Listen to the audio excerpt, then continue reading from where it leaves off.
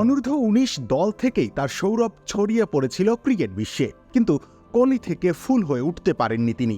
অধারাবাহিক প্রতিভা হিসেবেই থমকে গিয়েছিলেন, তবে জেসন স্মিথ নিজেকে শুধরে নিয়েছেন ঠিকই। সেই সুবাদে 29 বছর বয়সে অভিষেক হয় জাতীয় দলে, আর ক্যারিয়ারের মাত্র দ্বিতীয় ওয়ানডেতে খেললেন মনে রাখার মতো একটা ইনিংস।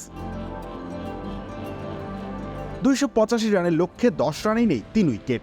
59 রানের সময় পতন ঘটে চতুর্থ ব্যাটারের। আয়ারল্যান্ডের বিপক্ষে দক্ষিণ আফ্রিকার পিঠ তখন দেয়ালে ঠেকে গিয়েছিল, তখনই 22 গজে আসেন এই ডানহাতি। তারপর থেকে এক প্রান্ত আগলে রেখে কেবল সতীর্থদের আসা যাওয়ার মিছিল দেখেছেন তিনি, তবে রানের চাকা সচল রাখার কাজটাও করেছেন একা হাতে। 63 বলে হাফ সেঞ্চুরি করেছিলেন এই প্রোটিয়া। ধৈর্যের পরীক্ষা দিতে দিতে একটা পর্যায়ে তার নামের পাশে ছিল 71 বলে 53 রান। তবে আস্কিং রান রেটের সাথে পাল্লা দিয়ে ঠিকই ঝড় তুলেছেন তিনি। পরের 21 বলে করেছেন 38 রান। দলের জয়ের দিকে তাকাতে গিয়ে মাইল ফলকের কথাই ভুলে গিয়েছিলেন স্মিথ। না হলে 90-এর ঘরে অমন আগ্রাসী শট খেলে কেউ আউট হয় না।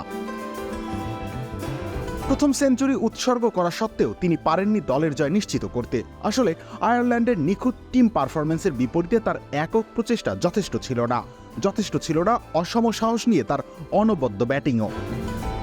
আগে ব্যাট করতে নেমে আইরিশরা অভিজ্ঞ পল স্টার্লিংয়ের 88 রানের ইনিংসে ভর করে উড়ন্ত সূচনা পায়।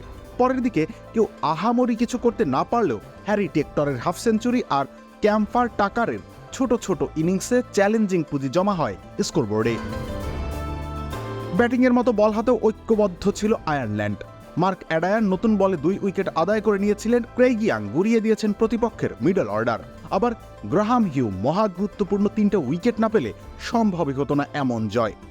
এই নিয়ে ওয়ানডে ইতিহাসে দ্বিতীয়বারের মতো দক্ষিণ আফ্রিকাকে হারালো আয়ারল্যান্ড। রবিউল ইসলাম রনি, খেলা 71।